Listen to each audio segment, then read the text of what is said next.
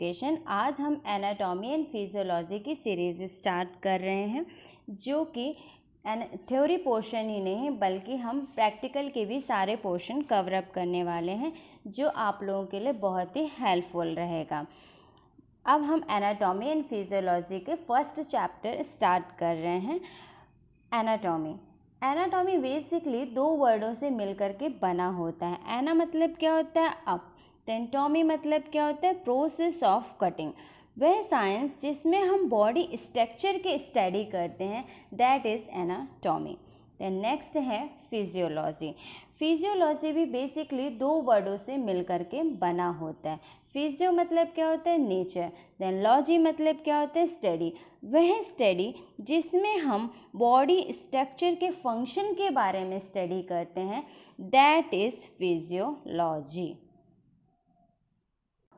अब हम बात करते हैं एंड्रेस डिसलेस के बारे में, जिन्हें फादर ऑफ एनाटॉमी के नाम से नवाजा गया है, जिनका जन्म 1514 से लेकर 64 सन तक चला।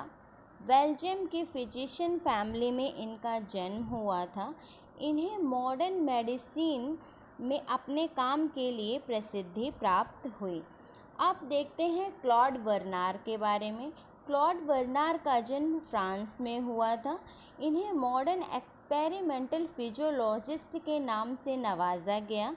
इन्होंने blood circulation, digestion and the role of pancreas gland, gastric juice and intestinal को सबसे पहले प्रेजेंट किया, पर इन्हें ऑर्गन लाइफ एंड हीमोस्टैसिस के प्रिंसिपल को समझाने के लिए विश्व में प्रसिद्धि प्राप्त की। अब हम बात करते हैं सब specialities of anatomy and physiology की। सबसे पहले हम देख लेते हैं सब स्पेशलिटीज़ ऑफ एनाटॉमी के बारे में। फर्स्ट है एम्ब्रोलॉजी। फर्टिलाइजेशन के बाद जो 8 हफ्ते तक डेवलपमेंट होता है, उसे हम एम्ब्रोलॉजी कहते हैं। देन नेक्स्ट है डेवलपमेंटल बायोलॉजी। फर्टिलाइजेशन के बाद डेथ तक जो भी डेवलपमेंट होता है, उसे हम डेवलपमेंटल बायोलॉजी कहते हैं। देन नेक्स्ट है cell biology and histology. Cell biology and histology दोनों एक दूसरे के बिना अधूरे होते हैं। सेल बायोलॉजी सेलुलर स्ट्रक्चर के फंक्शन की जिसमें हम स्टडी करते हैं, उसे हम सेल बायोलॉजी कहते हैं। देन हिस्टोलॉजी, हिस्टो मतलब क्या होता है? टिश्यू। वह स्ट्रक्चर जिसमें हम माइक्रोस्कोप के थ्रू जिस स्ट्रक्चर की स्टडी करते हैं, उसे हम हिस्टोलॉजी कहते हैं।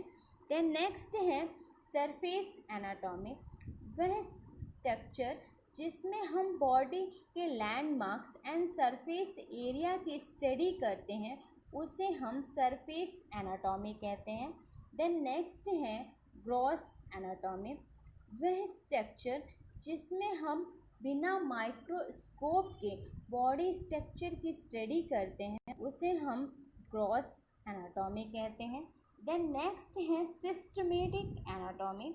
वह स्टडी जिसमें हम बॉडी के सिस्टम की स्टडी करते हैं, उसे हम सिस्टमेटिक एनाटॉमी कहते हैं। देन नेक्स्ट है रीजनल एनाटॉमी। वह स्टडी जिसमें हम बॉडी पार्ट्स के रीजन्स की स्टडी करते हैं, उसे हम रीजनल एनाटॉमी कहते हैं। एग्जाम्पल हेड और चेस्ट। देन नेक्स्ट है रेडियोग्राफिकल एनाटॉमी। वह बॉडी के स्ट्रक्चर जिसमें हम एक्सरे के थ्रू बॉडी का विजुलाइजेशन करते हैं, उसे हम रेडियोग्राफिकल एनाटॉमी कहते हैं। देन नेक्स्ट है पैथोलॉजिकल एनाटॉमी। पैथो मतलब क्या होता है? डिसीज़। वह बॉडी स्ट्रक्चर जिसमें डिसीज़ के बाद जो स्ट्रक्चर्स में चेंजेस होते हैं, उसे हम पैथोलॉजिकल एनाटॉमी कहते हैं। ये तो हमने पढ़े सब specialities of anatomy. Then next हम अब देख लेते हैं सब स्पेशलिटीज़ ऑफ फिजियोलॉजी, जिसे 8 भागों में डिवाइड किया गया है। फर्स्ट है न्यूरोफिजियोलॉजी। न्यूरो मतलब क्या होता है? नर्व्स। वह फंक्शन जिसमें हम नर्व्स के बारे में स्टडी करते हैं, उसे हम न्यूरोफिजियोलॉजी कहते हैं। देन नेक्स्ट है एंडोक्रिनियोलॉजी, वह स्टडी जिसमें हम हार्मोन्स के बॉडी फंक्शन को कंट्रोल करने की स्टडी को हम एंडोक्रिनियोलॉजी कहते हैं। देन नेक्स्ट है कार्डियक वास्कुलर फिजियोलॉजी। कार्डियक मतलब क्या होता है? हार्ट। देन वास्कुलर्स का मतलब क्या होता है? Blood vessels. वह फंक्शन जिसमें हम हार्ट के ब्लड वेसल्स की स्टडी करते हैं, उसे हम कार्डियोवास्कुलर फिजियोलॉजी कहते हैं।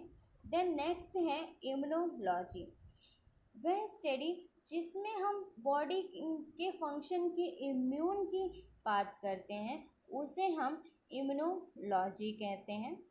देन नेक्स्ट है रेस्पिरेटरी फिजियोलॉजी। रेस्पिरेटरी मतलब क्या होता है? रेस्पिरेटरी मतलब टू ब्रीथ। वह फंक्शन जिसमें हम पासेस वे एंड लंग्स की बात करते हैं, उसे हम रेस्पिरेटरी फिजियोलॉजी कहते हैं। एग्जाम्पल, जैसे हम ऑक्सीजन इनटेक करते हैं, देन कार्बन डाइऑक्साइड आउट करते हैं, दैट इज रेस्पिरेटरी फिजियोलॉजी का एग्जाम्पल। देन नेक्स्ट है रीनल फिजियोलॉजी। रीनल मतलब क्या होता है? किडनी। वह फंक्शन जिसमें हम किडनी की बात करते हैं, that is renal physiology. Then next है एक्सरसाइज फिजियोलॉजी, जिसमें हम एक्टिव मस्कुलर्स की जो फंक्शन की बात करते हैं, that is exercise physiology.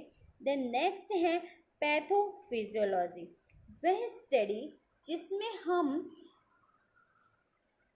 Function disease के बाद जो फंक्शन के चेंजेस होते हैं, उसे हम पैथोफिजियोलॉजी कहते हैं।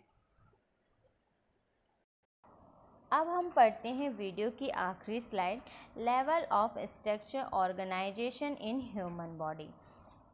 अगर आप एग्जाम्पल पे देखें तो एक लेटर ABCD कंबाइंड होके एक वर्ड बनाते हैं, और एक वर्ड कंबाइंड होके एक सेंटेंस बनाते हैं, और सेंटेंस मिलके एक पैराग्राफ बनता है, और एक पैराग्राफ मिलके एक चैप्टर बनता है।